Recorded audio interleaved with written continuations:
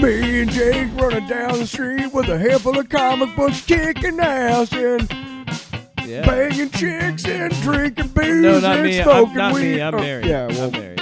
Jake. Can't do that. Yeah. Off panel, off topic with Jake and Tyler. Welcome back, everybody. Episode 231. Off panel, off topic. Yep.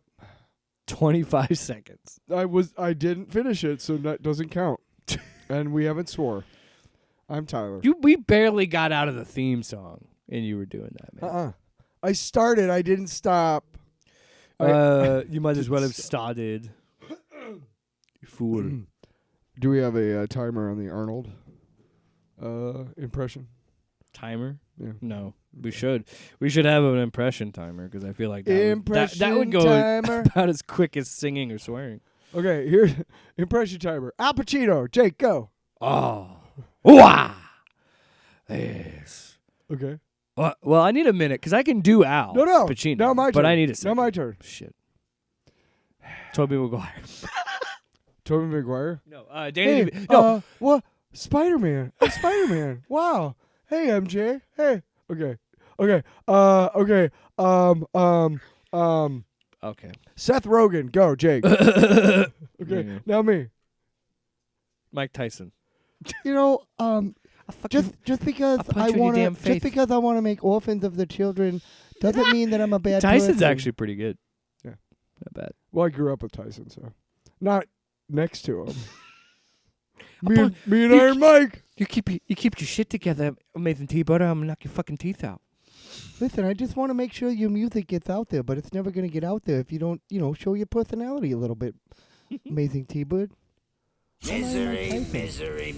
That's what you've chosen. How much this? I love doing the sound check after we're recording. So, welcome to 231, right? Nice. Yeah, I haven't said anything. I haven't said all that shit just now, man. Like, come on. No, we're mostly going to be talking about The Running Man. Somebody's got an attitude. Or a good portion of this, we're going to be talking about The Running Man. The Running Man. The 2025 movie, the Arnold movie, the book, all that stuff. And then we're actually going to be talking about comics, as we normally do. A couple of them. But let's kind of just open it up to The Running Man. So this is kind of like a broader discussion. I don't know if we should have like a time where like, hey, skip to this when we actually talk about the 2025 movie. But I think okay. So first things first, because we've talked about it on the show before. I think both of our introductions to this story was the Arnold movie. Arnold movie, Yes. right? Yeah. Okay, perfect. So let's start there. I've always said this. A faithful to the book version of this movie version of The Running Man does not negate the Arnold movie. They can exist in the same space. They can exist in the same world, okay? In fact, I was telling you after the movie yesterday, I thought it was kind of brilliant when none of that is in the book, that the Butcher of Bakersfield shit.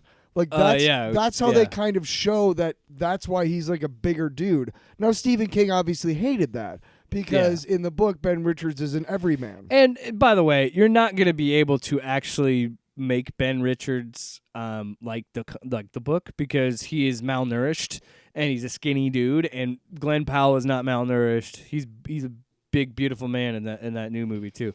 And yeah, Arnold and Glenn Powell are kind of the opposite of what Ben would be, but that's just the nature of an action star. Like Glenn's, you just have to accept Glenn's the fact. far closer. You suspend your disbelief for that because you have to acknowledge it's a movie. But yeah, so I had never heard. I knew of the book because it obviously references it, based on the Richard, and it even says Richard Bachman in the original movie. Yep. But yeah, I came to this much later, and it really, when you think about Arnold movies, it's not a lot of people's first. Like everybody thinks of like Terminator, or Commando. It's one of his top 5, I think, from the 80s. Predator. Even I don't know if you would consider like. But it's kind of almost in my top. It got 5. a cult following later, I feel, because I really think like this was kind of like a forgotten Arnold movie. I think it was a box time. office hit. I mean, I think it did well at the box office, if I'm not mistaken. Well, yeah, that's because it was in the middle of Arnold mania. Well, it was still an R-rated movie. Yeah. Right. Oh yeah. They there's a lot of violence in that. So first movie. one of like 2 or 3 viewings into it, either I knew that Richard Bachman was Stephen King's pen name, because I was like a King head for like 30 years, dude.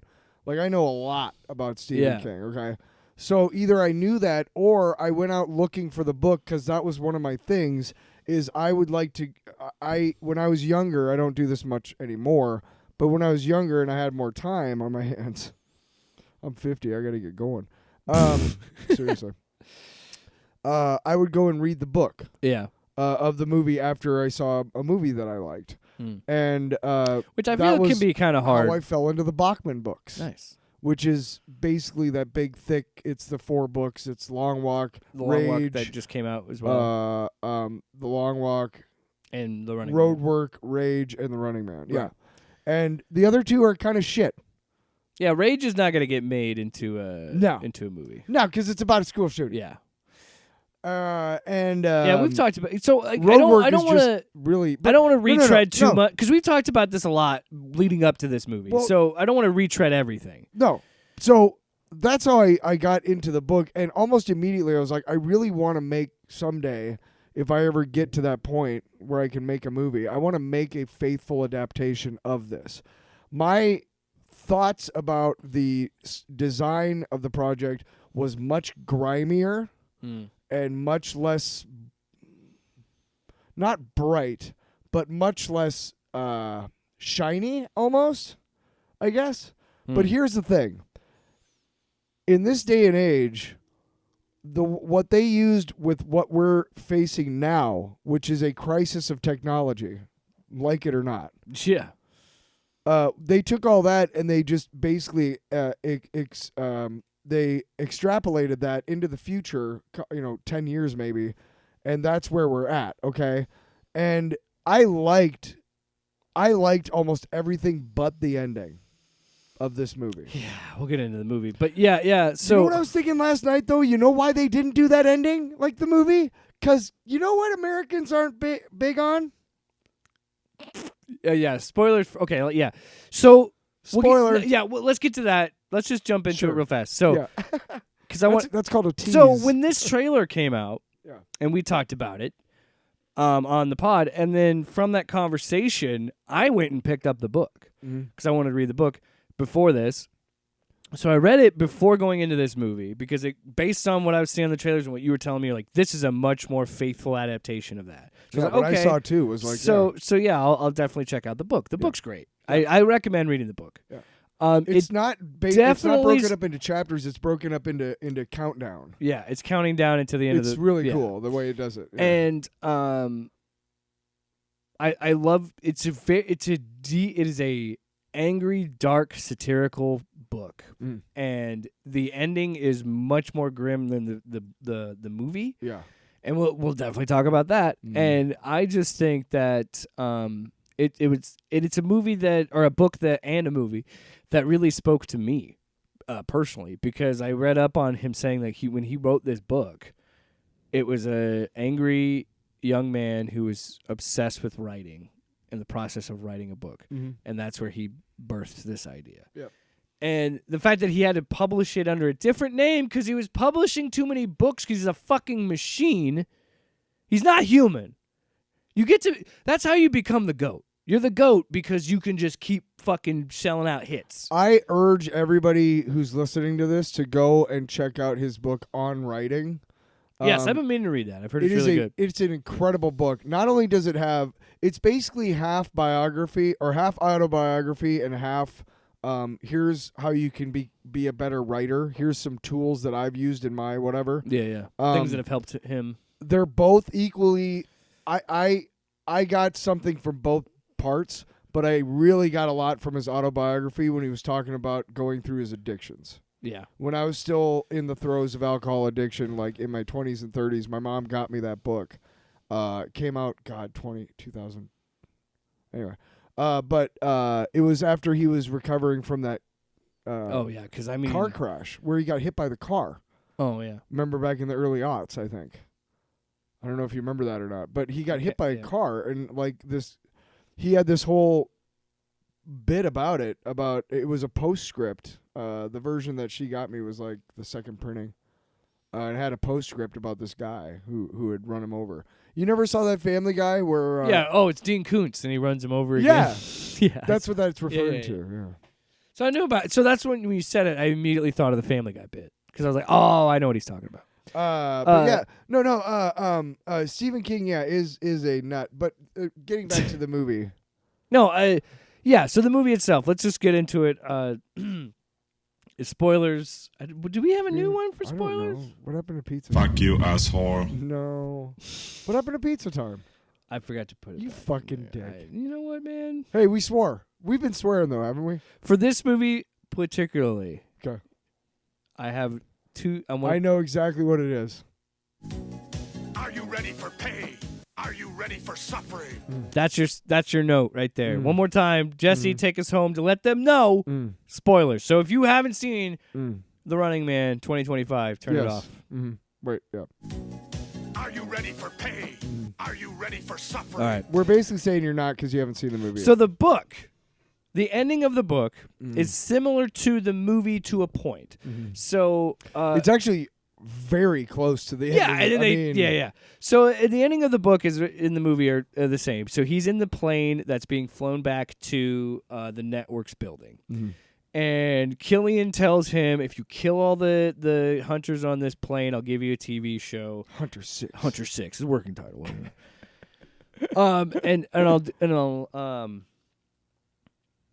I'll give you that job, whatever. So, but he says, why would I ever do that? And he goes, maybe because of this. And he's like, shows him footage of McCone and his men killing his family. Yeah. And so then he goes insane, and in the book, he goes nuts. What happens in the book is he goes insane, kills all the hunters, and in the book, having nothing to lose because his family's dead, he takes the plane and crashes it into the network he's also building. Dying. I mean, and he got mortally stabbed in the gut, like he does in the movie. Some of my favorite parts in the book are when he accidentally steps on himself. Yeah, because his guts are hanging out. You don't know. You don't. Oh yeah. What he took another step and something pulled. Yeah.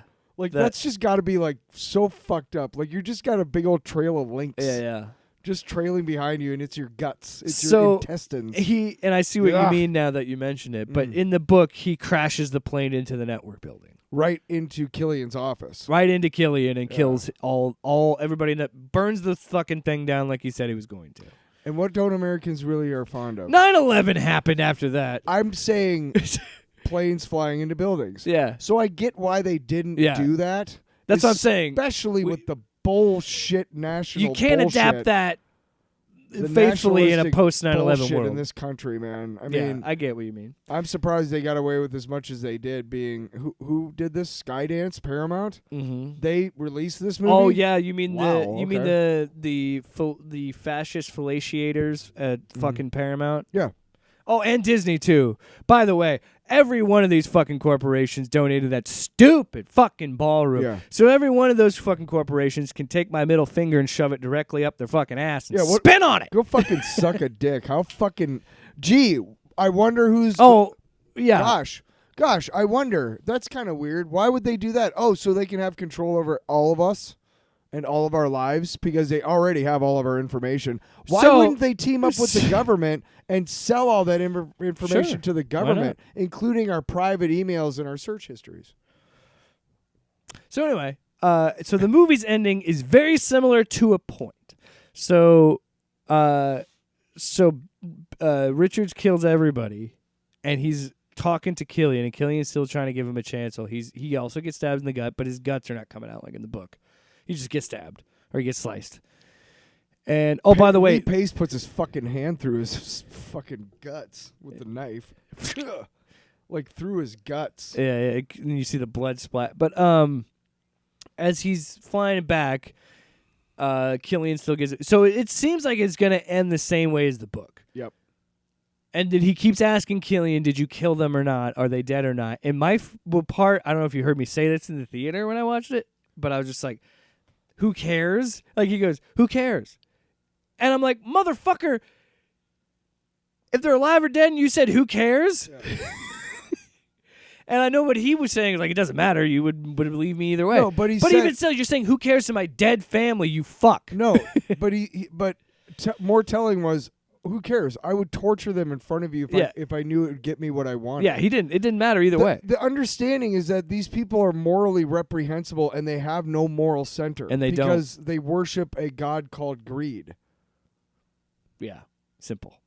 All there is to it. And we are in a world like that now, whether you like it or not. There's some things we both really like this movie. No, so I want to talk about gross. the negative things before we really gush about it. Okay. Some things that we need to address. And I think there are some criticisms about this, and you and I definitely have criticisms of this too. I do think at times this movie is way too fucking heavy-handed with his message. We talked about this right after the movie. Yeah, as soon as we got out of the theater. I am all about the fucking message of this movie. I agree with everything that this about it. I agree with everything this movie's trying to say. But regardless of what the point of view is or the message of the movie, like, look, you know what movie I really, really fucking dig, like, in my core? JFK, the extended version, man. The Oliver Stone movie? Oh, my God. It's so good, Never dude. seen it. Now, forget about the fact that it's historically inaccurate and it's just way out there. Well, it makes sense watching it, right? Tell me. The whole Donald Sutherland thing where he's talking to him in the national park in Washington, D.C. I've never seen There's it. like an hour long right there. Anyway. Did they on it? Did they show the part when I banged Marilyn? Kevin Did they? Costner, as the prosecutor, the only one who brought a case in the John F. Kennedy murder, by the way, in the United States, prosecution for that, the only one who ever did that. At one point, he's giving his summation, and it's beautiful, and it's gorgeous, and it's everything. And then he looks at the fucking camera. Oh, they break the fourth wall, and he right? goes, "It's up to you." And then he turns away, and it's like, way to fucking ruin that, K-Bob. You didn't like the little break in the fourth wall? No! You could have been... And if it was Stone's idea, fuck you too. Anyway. But yeah, either way, again, the point is that it doesn't matter how great the message is to me or how much I agree with it. The point is that any message that is heavy-handed like that, like that is, let me hold your hand so I can tell you what this movie is about, that's when I'm like, okay. It got a little eye-rolly at parts. I'm just like, come on, man. Like, and I normally I don't point things out like that, or I don't really notice the things. So sometimes when it, like, but when you see it, you're like, all right. Because there's times I'm like, let's move it It's along. only like 3 or 4 times, but it's enough to comment on. Again, I enjoed this movie a lot. Oh, like, yeah. I had a lot of fun with this movie. But like that's one of the Solid negative A. things I have about Solid it. A. I think Seems like it was mostly practical effects. I didn't like that they changed the ending. I would have preferred him. I understand why they did it. So let's get into But that. I The would have ending of preferred the that movie is just this random thing where this guy named what the fuck was his name again? Well, it was big. It was the dude who was with. I know, but he had a video earlier and he had a name. I'll look it up.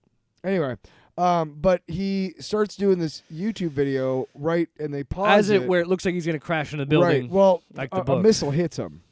Yeah. So he's not going to crash into them. He's just going to crash. Yeah, yeah. And this guy goes, and he comes out through the screen, just like the video earlier in the movie, and they do this whole thing, and then apparently he survives and makes it back to his family. Okay. And then so he meets his wife and kids who were alive, who didn't get killed, and then he proceeds to lead this revolution, overtake the network as Bobby T is quitting to do the new season of The Running Man. Bobby T is so good. And yes, man, not enough of Coleman Domingo. Not enough of him in this movie. He nailed it every fucking time he was on screen. So good. This is America, God. In fact, damn it. to be really honest, Josh Brolin was really understated, and honestly, it could have been any actor doing that role. So here's my problem where I think where the Arnold movie got it right, and they should have adopted that for this movie, because I feel like some of the issues with because the book is so fast and so quickly paced, just like the movie, you're getting a lot of different characters coming in and out. And in the book, the host of The Running Man is not so a big but part so of the yeah. book. I want I'm going somewhere with cool. this. Yeah. Because in the Arnold Just wanted to movie, remind Killian you. is the same person. In the book, in this movie, it's Killian and Bobby T. They're two different people. But in the Arnold movie, they blend both. I think they should have done that. Just because Coleman Domingo is so goddamn good in this movie, Yes. and he's not in it enough. Yes. No, don't get me wrong. That's my biggest criticism You of get it. the star power of Josh Brolin. I get it. And look, I get And he that- did good. I get they're adapting the source material and trying to be faithful to it, and nothing against Josh Brolin either. He's great in everything he does. But it's just because the best parts of this movie is when Bobby T is on screen or when that motherfucker is narrating. That was so genius to make him do play-by-play because if he can't be on screen, let his presence be felt. And let's have a fun way to guide the action in this sequence. Oh yeah, it's genius. because it's live on TV or whatever. Yeah. And here's the interesting thing for all you race swap fanatics. Yeah, Killian. Who go crazy about that. When a white character is swapped to another race. In the book, Killian is black, and I don't even know the name of the host, but I don't even know if it's said what he is, but I'm assuming white. What is the name of the host of the Running Man in the book? I don't even know. I have the book down here. Awesome. But yeah, I absolutely wholeheartedly agree with you, my friend. They should have done either that or no, because you're right. Because having the moments of Bobby T narrating like the show while they're having what's happening on screen, because everybody at home is watching it too, and it's basically they have all these little bot cameras that follow everyone around. Yeah, it's Bobby Thompson. That are okay. So they just call him Bobby T, but it's Bobby Thompson. Huh. Interesting. But yeah, he's hardly in the book at all. Yeah, Mr. Richard, this gentleman on my right is Fred Victor, the director of The Running Man. The other fellow, I'm sure you know, is Bobby Thompson. And yeah, Coleman nails Bobby. Like his Bobby is just like the books, just like the book. And again, this is my issue with it. Yeah. I only have, again, he's great. I'm not saying this movie is bad. I enjoyed this movie, but I think if you're going to adapt something like this, I think it's okay to go as close as they did. I love that they did that, but I just wish that they would have added more of Bobby T and more of Killian. I just think that we needed a little bit more of them. And I understand they aren't, like, I don't know that we need. I understand their presence isn't as big in the books, but I just I don't know. Or we could have done the thing like I mentioned, blending Killian to the two characters, because I just think that was smart in the first movie. And well, first of all, you got Richard Dawson, who was a game show host, and he's so good at being a shit eating and an actor, dude. Yeah, he's an actor and a game show host. So he's done that. Yeah. I don't even know what else he did. I'm sure he wrote and produced and directed too, and probably did live music. Are we playing? Yeah, you're on my shoes. But I mean, yeah, Richard Dawson kills it in the first. That's why you can't kill that. You can't negate that movie because it's good. The idea that they take it and make it a game show the way that they had. They took that instead of taking the games, they made it more like the Hunters, where like the Hunters had more gimmicks and things. Yes, because it was during the '80s when bigger, badder, and it was pro wrestling was at its peak. Yes. Yeah. Yes, like it was the boom of the Hogan era. It totally makes sense. Yeah. For the time of the movie that it was made, and again, like it's still very dystopian. It's still faithful to the book about what's happened in this country, if you will. You know what I mean? With all the censorship and all that other shit and whatnot. Now that we've got the negative shit out of the way, really, like I think. Is there anything else? The humor hits. I think whenever they're showing like any of the thing where, especially when they come back and it's like, what did he say? It was something deceased. And it was just like when they were talking about, first of all, the dude from Please Don't Destroy. Oh, demonic. Disturbed. Deceased. But like the dude from Please Don't Destroy SNL, like him being there was funny because in the fact that when they're going through the story and he runs into, I'm trying to pull up the cast here real quick so I can have it a frame of reference. He runs into the little boy and his brother. I can't remember their names in the books either. Oh, it's gonna drive me crazy. Are you talking about Laughlin? Laughlin? When he, like, oh my God. When they get him out of the city. Oh, the two kids in the city that help him out. Yeah. What about them? I don't remember their names. God damn it. This could drive me crazy because I don't remember their names in the book either. Or in the movie. But they help him out. So what were you saying, though, when you saw the brother? Well, no, that whole backstory of him explaining the archetypes and him being like the propagandist that was also a part of the resistance. Oh, yeah. They have every type. They have the stupid guy, and then they show the guy from Please Don't Destroy who already died. And then they have the one who's like, they know their days are numbered, so they're just going to go out in a blaze of glory, and that's Katie O'Brien's character. Mm-hmm. And then, of course, you have Glenn Powell, who's Ben Richards. You're going to go the whole way. I do love they kept the thing from the book of Richard Lives and that shit. I love. Yep. And I think the problem with the issue with that first movie is I think people really misconstrued what this was because they make it seem it's like one night, whereas this is 30 days. This is a journey. So and like that's the book. And I love that as fast paced as this movie is because it's like 2:15, but it's as fast paced as this movie is. I did really like those longer stretches because it really shows you the shit that he has to go through to try and survive this. Yeah. And I love the part where we find out about the radiation, and then he tries to tell him, and they change his tape, and then his thing where it was like, I'm glad I blew up all the goons. Yeah, I'm glad I killed all this. And that's when I was like, Jesus. When I was like, we're getting too close to home. Because in the book, they do the same thing. In the book, they perceive it as he's evil and he killed these people and they bring out their children. That's all in the book, too. Yeah. But given that we live in this world, and I'm going to say his name, so if you want to get me in trouble for it, I don't care. I'll fucking say Lord Voldemort's name. We live in a post-Charlie Kirk assassination world, and we saw how narratives get changed about people after they die. Yeah. So to see that in this movie, it's like, God. Like 2 months after that, I'm like, wow. Because no, make no mistake, Charlie Kirk said some racist, horrible shit when he was alive. Don't confuse him as a martyr. What happened to him was awful, and it should never happen to anyone. Yeah. But he's not a martyr. So that's why I was like, whoa, we're hitting too close to home. He also said that kids getting killed in schools is worth it so that he can have a seventh gun without a 2 So my week kid waiting getting period. shot at daycare is worth it to him. So, yeah. I don't want... No, we didn't need him. Yeah. So that's why that sequence is like, man, we're getting too close to home. That was the extreme of whatever. But it's such a brilliant sequence of satire because it's like, we all know what happened. Because that's after the scene where he is holed up in the shitty apartment and he smokes the joint and then he gets his awesome. And then so he's looking down and there's a guy he calls Fred and he's like, you're acting weird. He's just screaming shit. And then you have that like jump scare thing of him like looking up and I'm like, oh shit. Because I know, you know.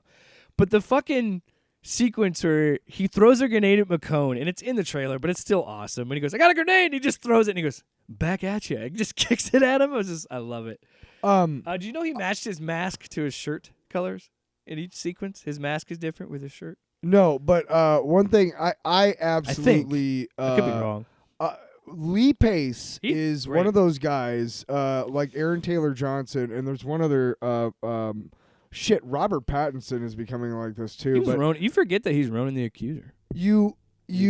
He's able to disappear into his roles, and you forget that one of the biggest, besides being a great actor, one of the biggest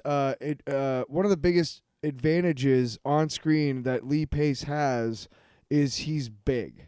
He's 6'8", he's like 6'9". He's huge. Yeah, and he's built too. Yeah. So that is one thing that helps out a lot. And to be really honest, I liked that he looked like shit when they took his mask off. He had shitty hair and those shitty glasses. Ugly, and he's got the sticks. He has the shard in his eye. And I wish they would have had a little more of him.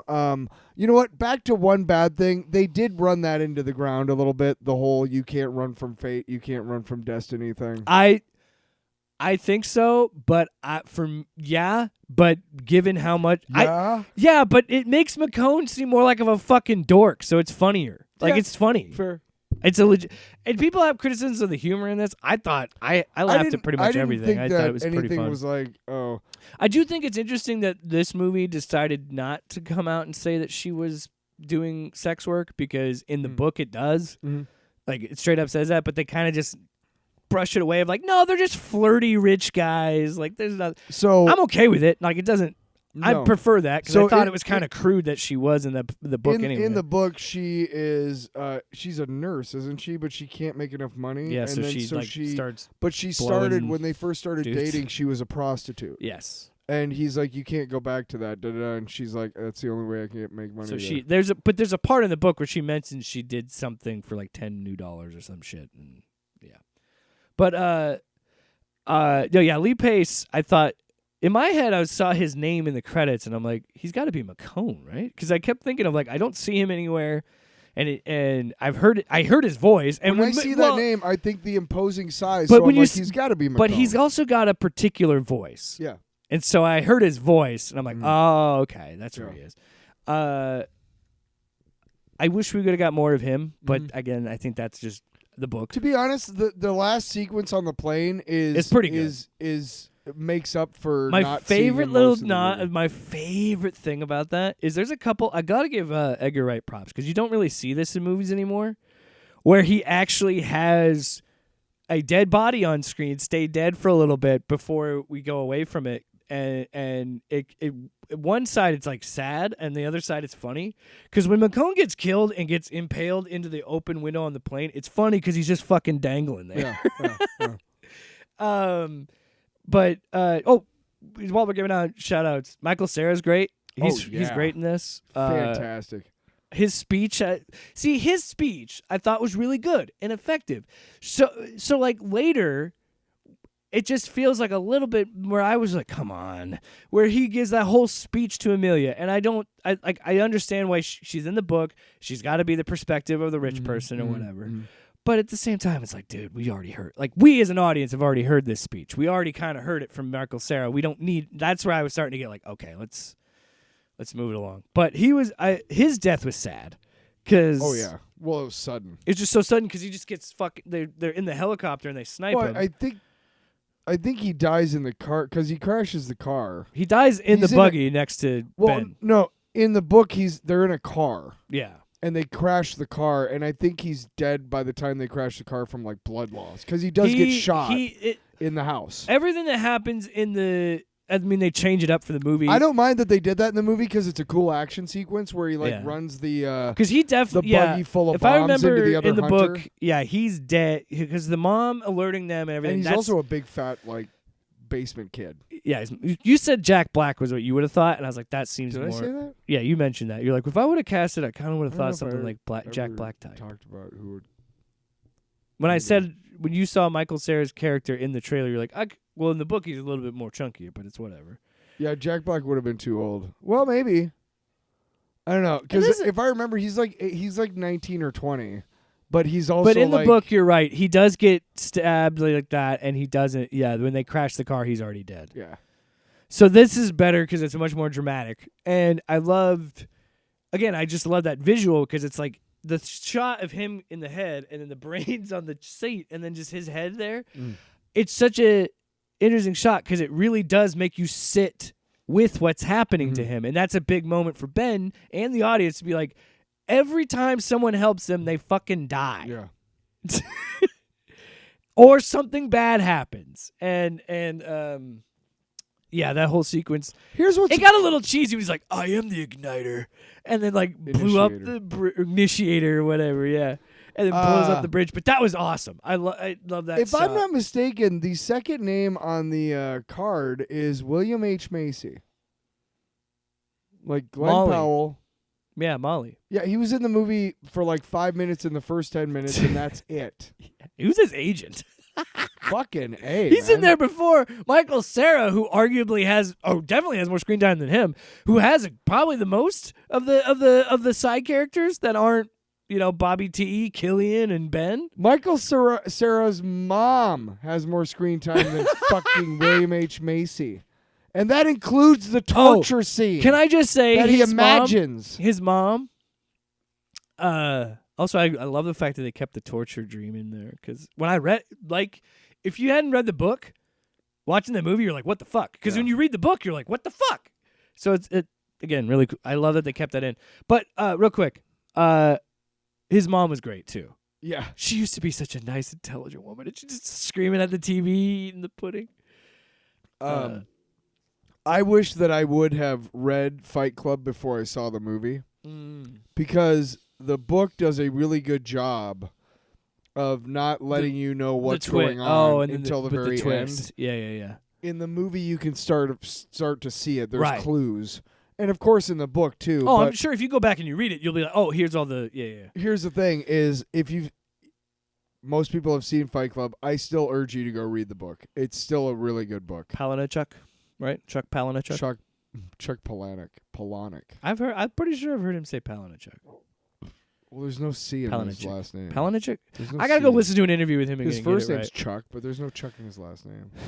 But it's... Palahniuk. That's Palahniuk. Go listen to it. That's not how he pronounces it. I'm wrong and you're wrong. We're both wrong on how the fucking pronunciation dick. was. I don't. Wow. Well, I'm saying we're both What wrong, was buddy. that all about? So yeah, I get what you mean. So again, like my wife watching it, that would be a trippy ass scene for her because she'd be like, "What the hell?" And then you're like, "Oh, it's just a dream sequence." I was just trying to hit all the things. Yeah, no. Katie O'Brien's death was funny. With just two random kids with flamethrowers. Yeah. And of course, fucking little toasty little inbred fucks. Also, still the first death is great too. He's like, I don't know if you've seen The Running Man, but I kind of look like that guy. And then it's Running Man, not Walk. Not Walking Man. Oh shit!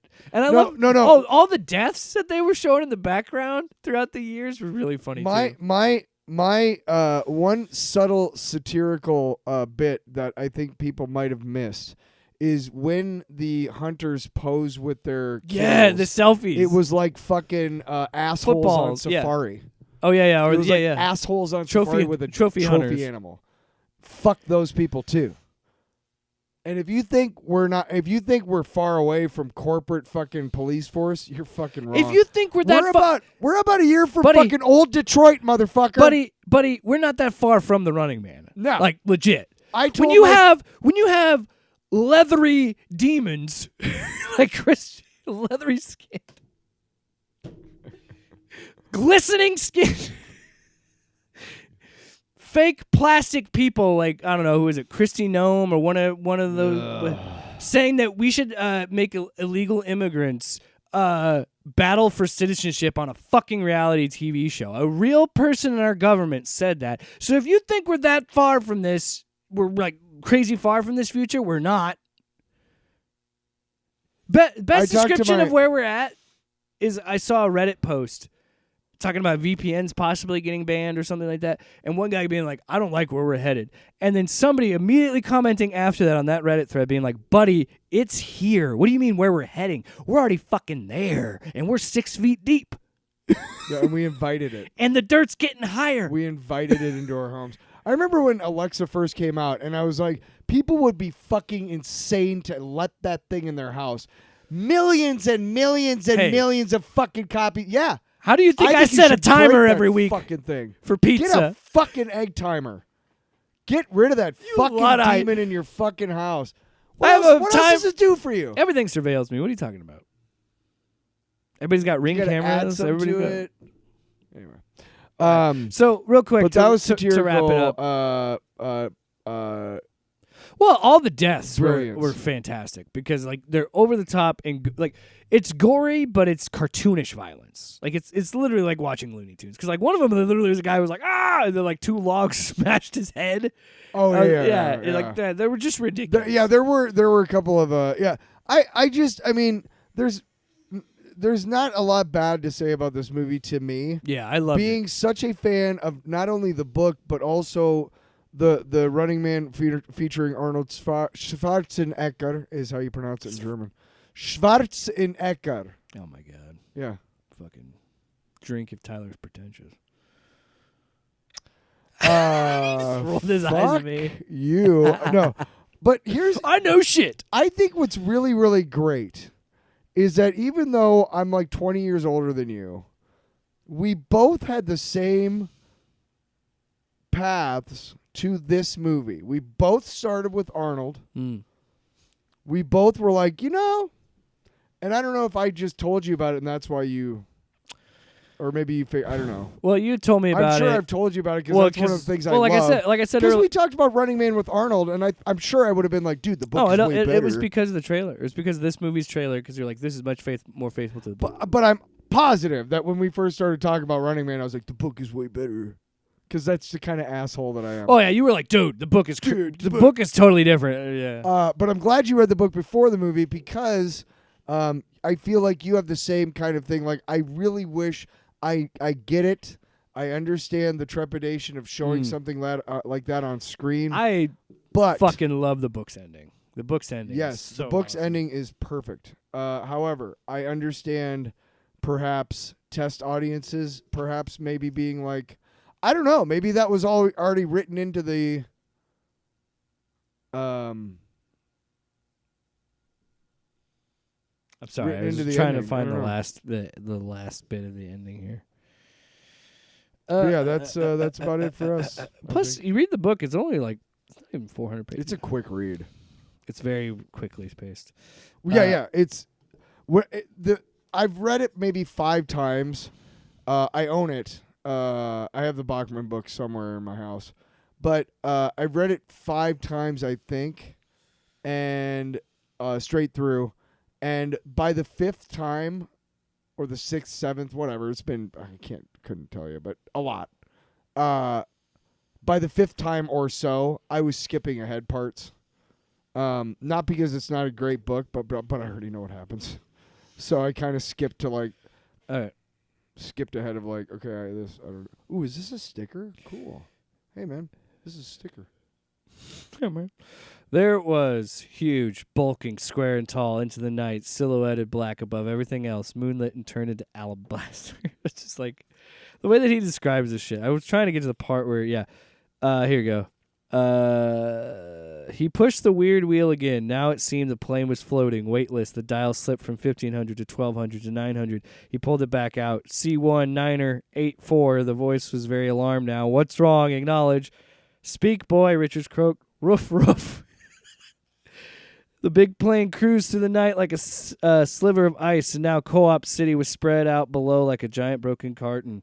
He was coming at the Game City building, and then it just proceeds to explain it. Like, I don't want to read the whole thing, but like, and that was 2 chapters, by the way. Like, the last, like, I don't even know how many pages, Can like 30 pages, or just keep going.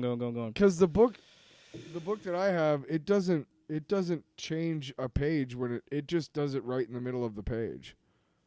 Like, you know what I mean? Like, yeah, that's the one I have is like the one that they started reprinting it before the movie came out, so that's the version I have. Like this one in mine, it's the same page. 3 and 2 and 1 would be the same. You know what I mean? Which I don't mind that at all. Yeah, I like it. Actually, no. You know what? If I remember correctly, I may be remembering it wrong, but it could very well be that that each time would start a new page. His face smeared with blood, his black eyes burning like the eyes of a demon. Richards was grinning and giving him the finger. Jesus was all Killian had said. Time to get out. Heeling over lightly, the Lockheed struck the game building dead on, 3/4 of the way up. Its tanks were still better than a quarter full. Its speed was slightly over 500 miles per hour. The explosion was tremendous, lighting up the night like the wrath of God, and it rained fire for 20 blocks away. That's how you end a fucking book. Fucking A. Speaking of books, I could write a book about what you don't know. You got him. all right, first up this week, we have Absolute Superman number 13 by Jason Aaron and Rafa Sandoval. 13 already? Yeah. Also, got to say, fuck you, DC. This is one of those extra dollar covers. We have to say it every time. Yeah, fuck you. That's bullshit. That is comic book review policy. But here is the fun thing, is that I finally found out from Jays that they do not have a choice. They have to put out the... No, they order X number of issues of those books, they don't get... Ah, that makes sense. They don't get an option to be like, I just want the regular covers. They just send them to them. I get that makes sense. I don't know if they get charged for them also. That would suck. Because, like, hey, by the way, your shipment is $12 extra because you get 12 copies. Like, what? But yeah, another thing too For is all I like, know, comic book shop this owners cover- love it. They this might isn't love a it. bad cover, right? But the actual cover of the issue is better, and most of the time that's the case. Yeah. But anyway, so this is the Battle of Kansas Part 2, Part 2. And as I mentioned, Jason Aaron on the book still, Rafa Sandoval. So this is an interesting story because it kind of jumps around a little bit. So it starts at 6 weeks ago. It explains how Smallville stood up to Lazarus as they were kind of quarantining off the city. Yeah. And how, but this is my favorite thing about it.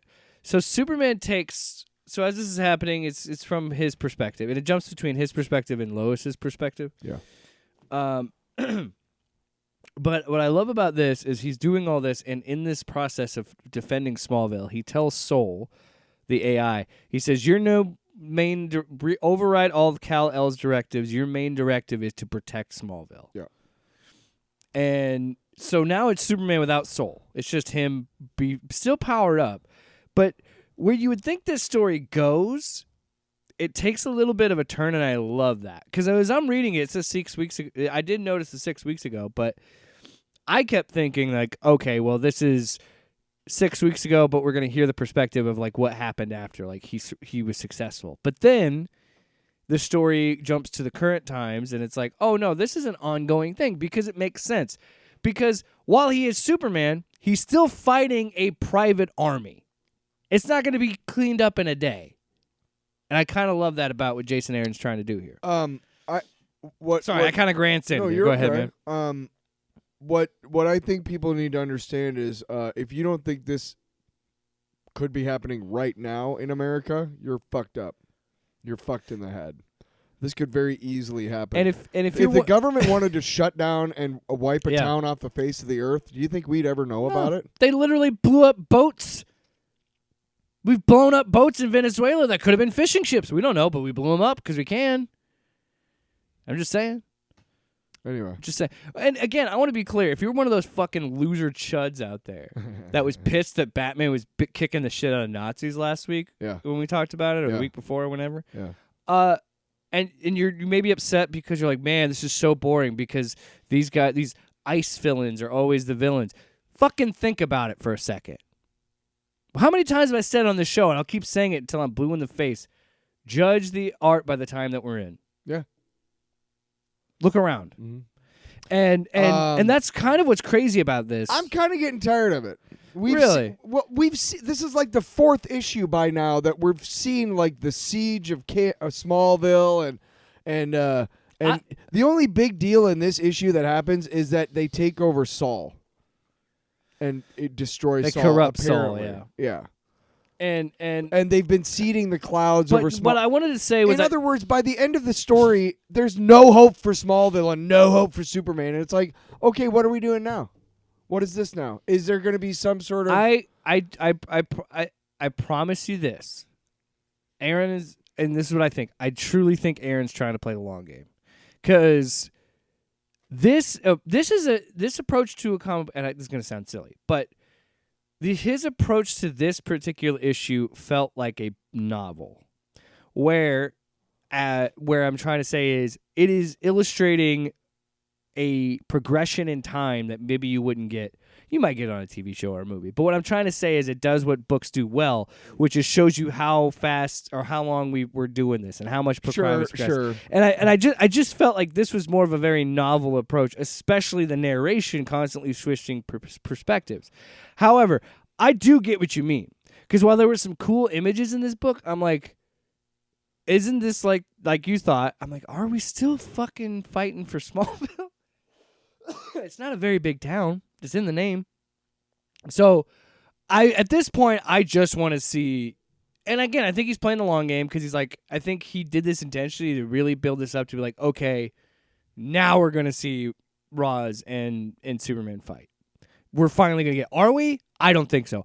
I think he's gonna do a fucking bait and switch. I don't know. And it's gonna be a Ra's al Ghul flashback or some shit. Look, filmmakers do this all the time. It's and losing. comic book I will writers say do it all the time it kind of too. lose steam a little bit. You need to stop pushing the limits of how far you can take a character before they can be saved, and it makes sense to me. Okay? James Gunn is one of the worst perpetrators of this bullshit. And it is Can you go one episode? the fight where Flag is kicking Chris's ass. He should be dead, yeah. That went on like at least two scenes too long.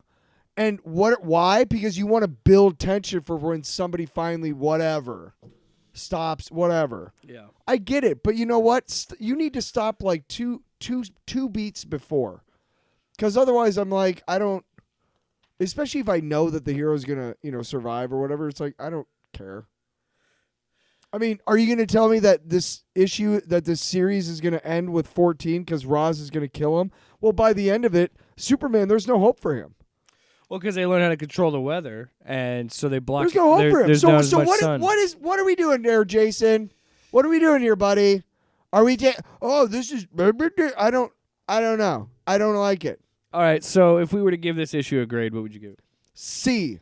A C. You've been smelling your own farts. You and Al Ewing have been hanging out. Get to the fucking point. I enjoy that issue because Get to the point. I enjoy that issue. Get to the fight. Because of how long it kind of stretched out, like how serious this is. fight. Like we're almost 2 months Get to the into fight. this. Stop it. We're almost 2 months into this siege.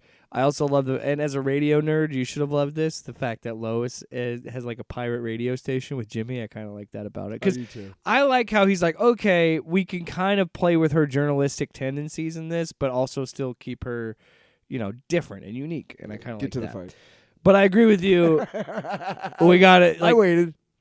If this were pro wrestling, we got to get to the pay-per-view and we need to see him kick his ass. This is like 7 fucking WWE Monday It really Night does Raws. feel. You know what? You're right. It does feel like one of those wrestling feuds that goes on for like 2 more months than it should, and you're like, just clearly these men cannot stop fighting. Like at a certain point. Also, you are dumbing down Raj Al Ghul because of this. You're telling me that he's so powerful on his own that he has to use all this trickery to break him down before he just like beats him?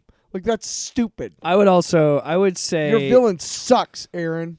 I enjoyed the siege stuff and like showing the passage of time and the stuff with Lois, so I would give it a little bit better grade.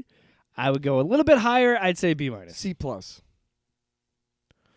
Because it's still a good Hey, book. from now on, you and I both, because I am criminal of this too. We need to commit to the rating. All right. So I say B-, you say C+, right? All right. So here we go. Yeah, because we're going to record it in a spreadsheet. Did it get disconnected? You're never fucking ready. I got disconnected. I apologize. No, it's fine. No, I'm never fucking ready. I could write a book about what you don't know. All right. Okay. Fucking spare me. We got a spare fucking crossover book. Aw. Alien versus Captain America. I thought you would love number this. 1. Do you not love it? We'll get to it. I don't remember a lot of it. No, I don't either. And written we don't, by we don't, hey, written by Frank Tieri. Caliendo? Boom. Stefano Raffaele is also the one that he's the artist. So we don't have to do a deep dive on this because I don't intend to buy number 2.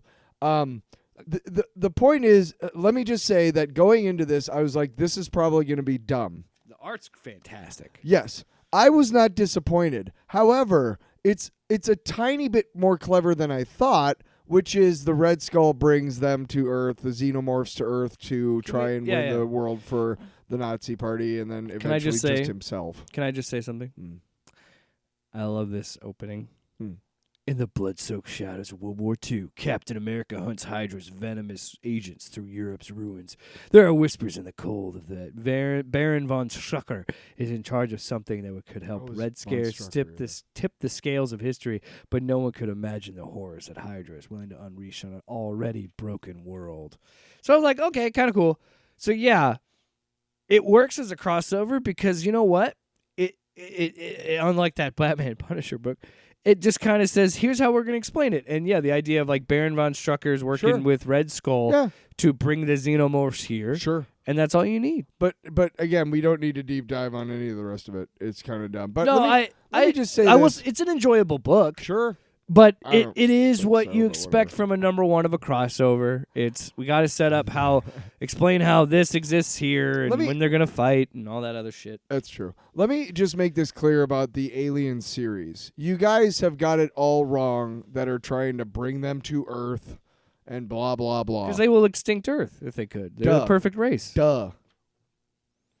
That's their whole plan. Alien works in confined spaces like spaceships or space prisons. Alien 3 wasn't all that bad. It wasn't great, but it wasn't that bad, right? Yeah, I don't really remember it, but It that wasn't, much. it wasn't super great. Also, It was I gotta David say, Fincher's Operation first Red movie. King is a great Hey, name. David Fincher's first movie. Wow. Oh, I gotta say, again, the art is fantastic, but like the splash page of the xenomorphs ripping through that town, like insane. And yeah, the last image is pretty great. I gotta say, because there's a chest burster that breaks out, and then it gets chopped in half by Captain America's shield, and he's like, "Well." There it goes, and we don't need stinking Captain America's help with the mission either. Well, to answer the first part, you're fiddling with your gun says otherwise, Fury, so you're welcome. As far as the second part, considering we may have a genuine war of the worlds on our hands, Uncle Sam says otherwise. And I love how this book is written. It is written with characters that talk in the 40s, and so shit like that, and I love the fact that it's set during World War II, and it really is its own thing. And Alien, like Predator, is a character that can work in this and is perfect for crossovers. That's why Alien has crossed over with Batman and Superman and Spider-Man and other characters. But it's an enjoyable first issue. It's not something that makes me. Look, if you've listened to the show, listened to the show for a while, you should just know at this point unless it really fucking blows us away, when we do crossovers, it's fodder. Because we all know the game. I got it because it was number one to see if it was worth a damn. And we all know the game. We all know the game. This character shows up, and this character shows up, and then they fight it, and then they team up to fight. I haven't seen Absolute Martian Manhunter in months. Where is it? I don't know. Maybe I should ask. I wonder if it got delayed. It's on. No, it's on my. Oh, I don't know, but it's on my pull list. That and we don't have to look it up right now. No, I know. I was trying to see if I had my rundown pulled up. But all right, next book. I didn't really read this either. I could write a book about what you don't know. Much like Captain America versus Alien or Alien versus Captain America. Sorry. Alphabetically. I got it because it was number one, and I remember you had said I think you texted me.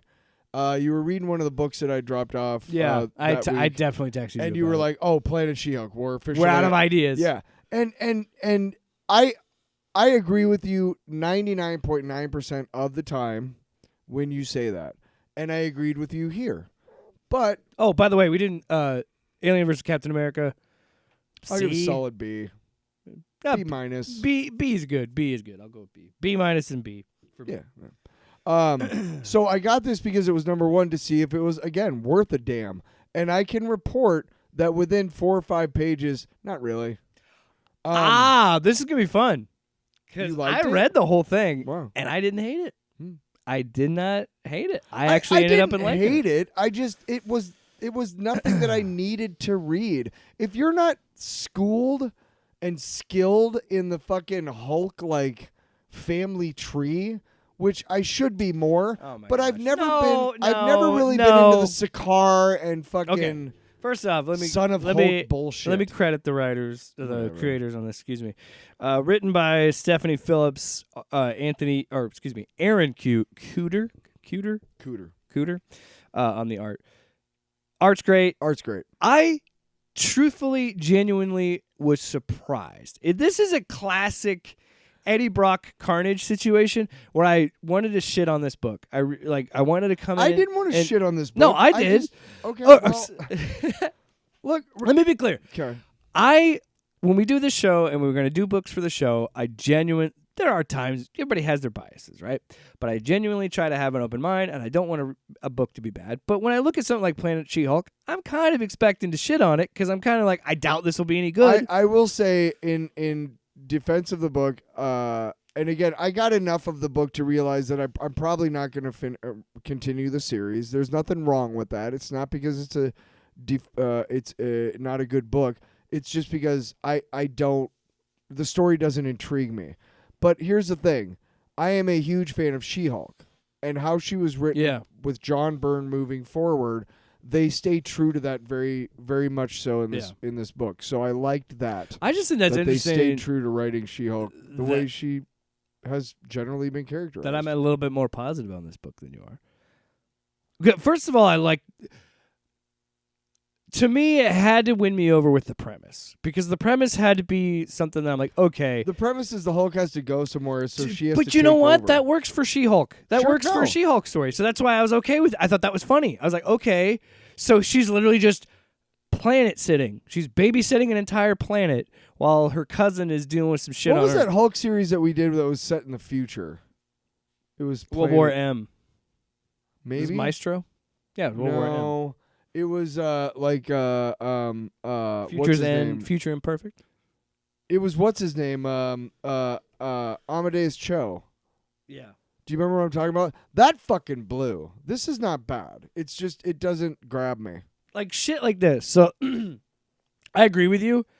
I could give two fucks about Hulk's kids. I don't fucking care. But I will say, this is a genuinely funny joke where he's like, Hulk declared 5 days of peace, one for each of Hiro Kalla's former wives. I mean, a girl is out here struggling to keep one boyfriend, and my first cousin, once removed, had 5 wives, and then it cuts to her breaking the fourth wall going, 5! And I was just like, at that point, I'm like, fuck. I like this book. It took me like 3 or 4 pages to be like, shit. This Stephanie Phillips is cooking here. I'm kind of digging this. And then, so basically what the issue is She-Hulk has to run Sakaar While Hulk's fucking off. For like 3 days. He says 5 days for the 5 days of peace, like and she's at day 12 now in this issue. She's been doing it like weeks. So she shows up as a ceremonial thing to kill this big monster for this royal wedding for one of Hiro Kalla's wives. Mm.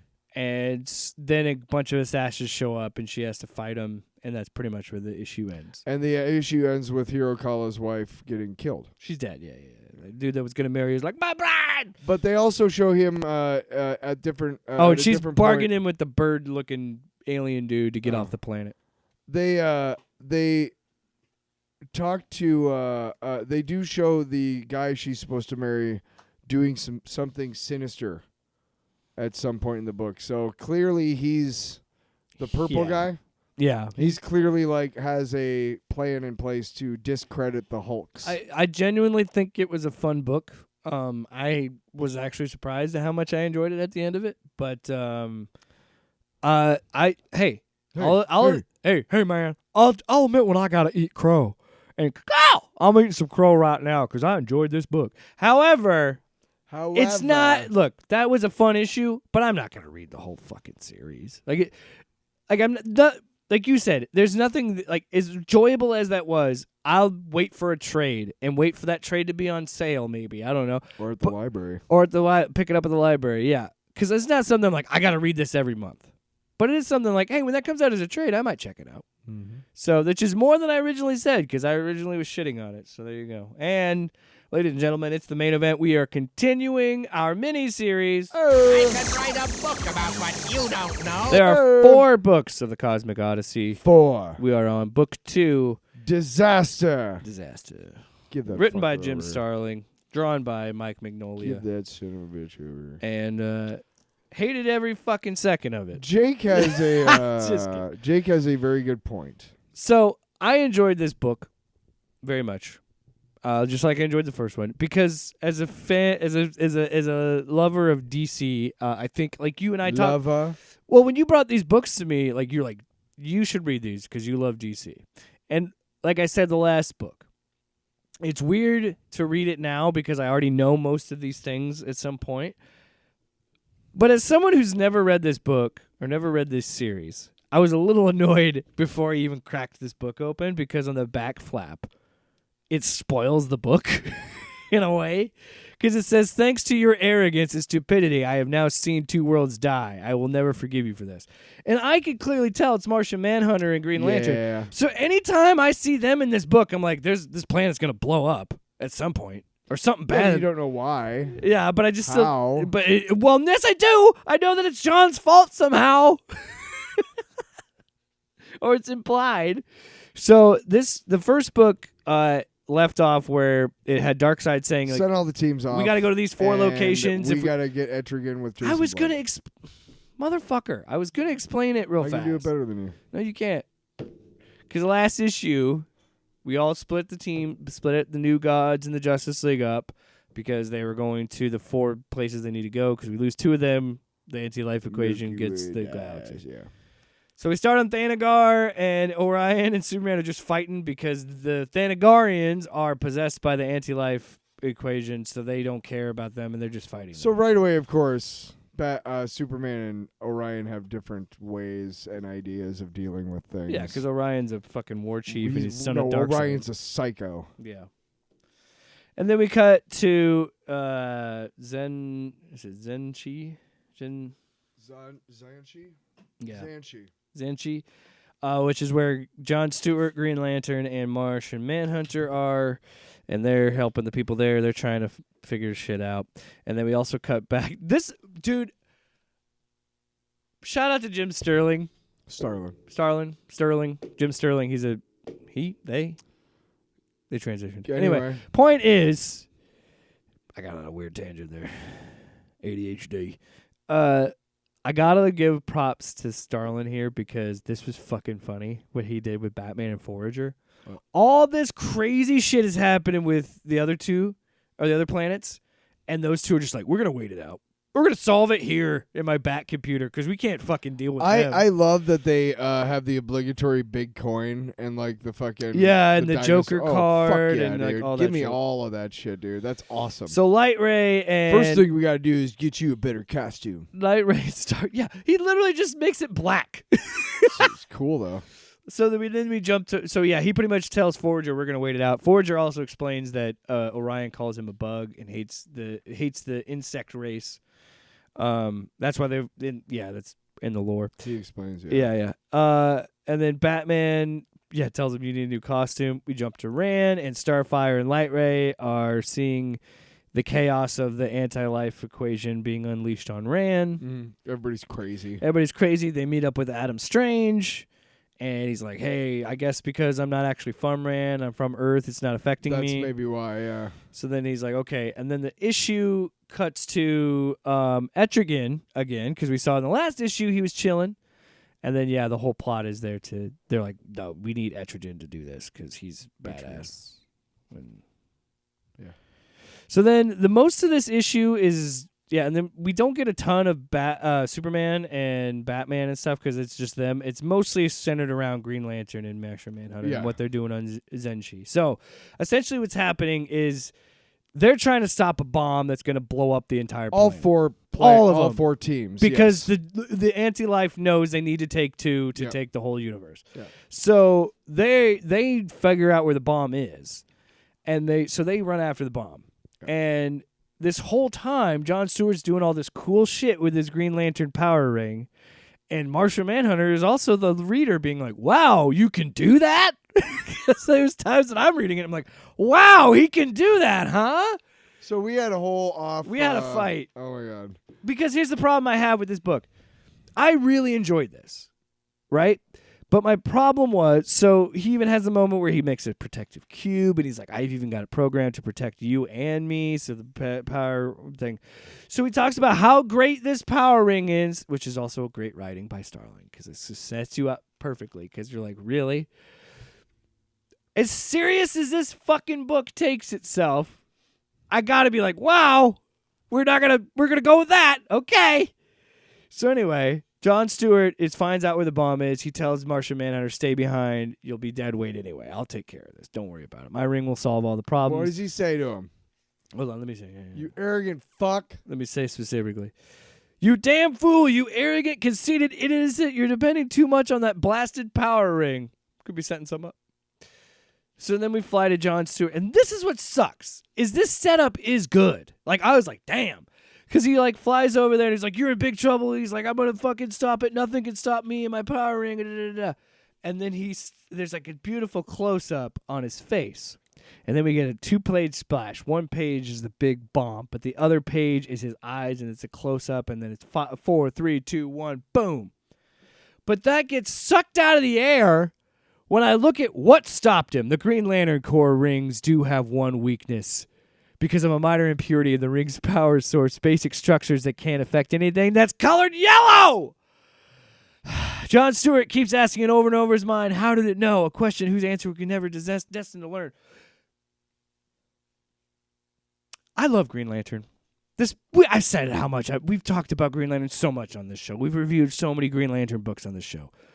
But to have all of this emotional weight, all of it, because you have to understand at this time. Now, I'm reading it now in the year of our Lord 2025. Now, if I were reading that in the 80s when it came out, I would still be losing my mind because it's stupid. This whole Green Lantern can't do things with yellow has always been stupid in comic books, and I hate it. Because first of all, I will take the fact that Green Lantern is stupid. I'll accept the fact it's silly that he's an intergalactic cop with a magic space ring. I'll accept that. But you have got to give me a better weakness than the color yellow. Can he hail a cab? Oh, no, but you said, the comic book, it's got black tires, so he shot it with his power ring anyway. It's 6 pages of planetary destruction. I can't look past the yellow, Tyler. The blast continues to reach out, gathering more territory in its devastating embrace. Another 200 kilometers south. Misery. Kilotis, Xanchi's most northern city, awaits its doom. That was awesome, by the way. Most die instantly, but some are unfortunately protected from the initial structure. As stupid as that destruction. as stupid as the yellow bomb was, everything after that, like Oh, yeah. all the art and the description is just fucking awesome. Like, so good. 10 short seconds after its cataclysmic birth, the juggernaut of devastation halts its merciless advance. Half the planet it has now claimed. Deep within its smoldering core, it begins to metamorphose. Its heart becomes antimatter. It streaks across the heavens like a mad angel of death. And then you can just hear Its end is spectacular, I'm trying to make illuminating the heavens for thousands of light years in every direction. All right. That's another thing, too, man. These older comic book writers, they were so masturbatory in their descriptions. Like, I'm not saying I dislike it. I'm just saying it's very much of its time. So then why do you get so mad at me when I say? Oh, I agree, but I like that shit. Oh, I do too. Let me see. So then we see John in the wreckage, and John. Please read that because that was he so just funny. comes over and he's like, like he says, I will never forgive you for this. I watched another planet die, and I will never forgive. I thought I could handle it. I didn't know I would know about the ring's invulnerability to yellow. I would have. John, shut up. Just shut up. Yeah, that's my favorite.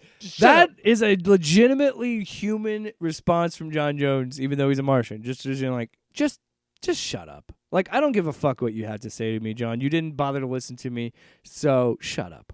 You know.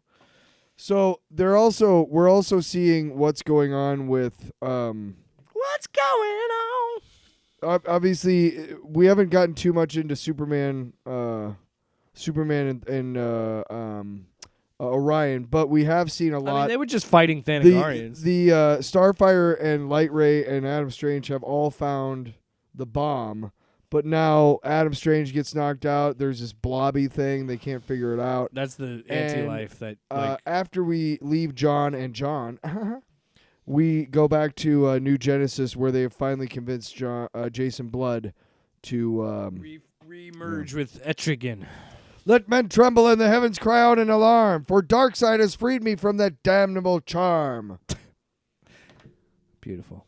Can I just say, I'm telling you, that would be the worst part of the Bond is hearing that fucking demon rhyming all day. Whoever made up the character, fuck you for making it so that he has to. Every writer afterwards who has to deal with him. Oh, are you fucking shitting me? So I'm saying. I would if I were Jason Blood, that would be the worst part. I would make him mute if I had to write him in a comic book. I'd be like, oh, you know what? He just can't talk no more. If he rhymes, he dies. It's canon. Eat shit. Fuck you, do with it. What are you gonna fucking do, asshole? You know what? You're a fucking choir boy compared to me. A choir Are boy. you ready? We Give got us a couple more Running Mans before. Give us the Jessies. Well, I know how we're gonna end it. Oh, okay. Yeah, so why don't you just You do it. Shut the fuck up. Why don't you do that for me? Okay. What do you want to give Cosmic Odyssey book 2? I'm gonna give it. Or Disaster. I'm gonna give it an A. I'm gonna give A? I give all 4 of them A's right off the bat because it's such an incredible I give it saga. A- for the stupid yellow shit. I'll never forgive it for that. It's still stupid. I'm sorry. I hate it. Like, I love that Jeff Johns went through the effort to try and explain it and be like, well, it's because Sinestro interrupted it with his yellow fear shit. Okay, but okay. Hey. I can see both sides of the argument. Okay, I can. What? I can. Yes. No, I absolutely see why Hold on. Time out. I can't. Wow. What? I'm saying I can see why you're so frustrated with, oh my God, really? But there's a part of me that loves that. And when I read it when I was a kid, I was like, oh, dude. Whoa. Oh. What? Whoa. You just keep doing that, and I go, Whoa. What? Whoa. Oh What? God, dude. Whoa. I'll tell you what, I'll tell you, man, I was freaking my mind out. When I was flipping through book 2, Disaster, What? I got to that part when Jon Stewart let that planet explode. What? Said he's yellow. Yellow belly. maybe that's what it was. Because he's a cat. I give it, seriously though, I'm glad we are going back and look at these because it is cool to kind of go back through DC's history a little bit. And It's because this is post-crisis, right? This is like the reset. if you and I hung out like at a place where people talked comic books, which I'm sure there's a Reddit or a chat board where we could do that for real, but I'd rather sit around and talk comic books with people in real life. Anyway, It's called a podcast. We're doing it right now. if there was, and we were just chilling out, and somebody brought up Cosmic Odyssey from the 80s, the Mignolia Starlin thing, Yeah. I guarantee you everybody in that place would be like, oh, fuck yeah, classic. Oh, classic, yeah, anti-life, yeah. Absolutely. Yeah, again, it's important because it really does. It is, this is kind of the origin of the anti-life stuff and where that all comes from. When I had Doomsday and Darkseid and Apocalypse. when I was in that 8-year relationship with the lady and she had 3 kids. Yeah. At one point they got into was it Bleach, Mm. some sort of anime. Yeah. Right. Yeah, Bleach is an anime. Okay. Some Demon Hunter. I don't fucking watch anime, but Anyway, yes, you're right. Demon Hunter is a thing too. There's also like, are you thinking maybe Demon Slayer? Maybe. Yeah. There's I have friends that watch As far as anime. I know, every anime is As about many friends that I have that are some into sort of anime, demon. I'm kind of impressed I've somehow dodged it. And I mean dodge. I don't see, it's not something that interests me. Well, I got Akira on Blu-ray. Okay. Akira is one of the first anime movies that made it big over here. Is And that is Battle Angel? huh? No, never mind. No, it's just its own thing. I thought they remade something named that, but never mind. I'm thinking of a different movie. Sorry. Ghost in the Shell was like the second one. Mm-hmm. But Akira was the first one back in the 80s, and I showed it to him to be like, hey, I know you guys love anime and stuff, so let me show you like the first one and one that I grew up on, and one that I really loved. They fucking hated it. They were like, this is the dumbest, slowest shit I've ever seen. And I'm like, guys, it's really good. And they're like, no, it's not. They're like, nothing's happening. And like, it was kind of like when I showed you the Blues Brothers. Did you tell them? Ew, fuck you. Yeah, it did. I would have. It did. And you would have said, you know what? You know what you guys are? Here is Sub-Zero. Now, Plane Zero. I don't know if that really works. You are the motherfucking Antichrist! That's I think of you. I didn't say that. No, I'm saying that to you. Now. You're the fucking Antichrist. Okay, so how are you ending the show? You said you had a perfect way to end the show. Oh, yeah, it was gonna be Plane Zero, but Oh. it didn't work. I wanted some Jesse. Are you ready for pain? Are you ready for suffering? Yeah. Listen to this show. Is that? Oh, do we? Oh, yeah, we did. Yeah. What do we? Well, oh yeah. Next week. I think we should have ended after. Are you ready for pain? Yeah. Well, I wanted to say I want to give a real quick props to the naming of this because it's all D's. It's discovery, disaster, death. What's the fourth one? They're over there on that bookshelf. Go grab them. Yeah, I'm going. Oh my god. Get it. Hurry, come on. Cohagen. This is your homework. Book 3 decisions and book 4 death. Book 3 is decisions. Book 4 is death. And all the covers are fucking rad as fuck. You're rad as fuck. You're fucking I'm going to tell rad. you this right now. I was dangerously close to buying. There was I think it was a hardcover at Mayhem. Of that? Of Cosmic Odyssey for like 50. When? Or 30 or something like that. It was like 30 to $50. When? In that range. I was there on Saturday. But I didn't buy it. I almost bought the Tom King Mr. Miracle hardcover too, the deluxe one, because damn, that's sexy. But I told you I got the Lobo Big Fragging Compendium one. I should have. I almost got that too, but I noticed. I remember, or I looked at it. I was gonna get it, but I was like, oh wait a minute, I knew that you bought done with it. We need to start. I'm gonna bring it over. We should do compendium. What did you say, compendium? Compendium. It's 1,300 pages. No. All I want to do is review issue by issue, like we're doing with this one, the first miniseries. And maybe even his first appearance, because his first appearance is fucking dark as shit. I had never read his first appearance in Omega Men. I had never read it. I assumed, because of what I had heard and what the character is now, that he was just some kind of, superpowered dork in a purple costume with, frizzy hair, right? Oh no. So I'd like to review the first miniseries, the last Zarnian one, issue by issue, and then review his first appearance. Because I want you to feel the same dichotomy that I did when I finally read that Omega Men issue, and I was like, what? Wow. Okay. Come on, don't bullshit me. Off panel, off topic with Jake and Tyler.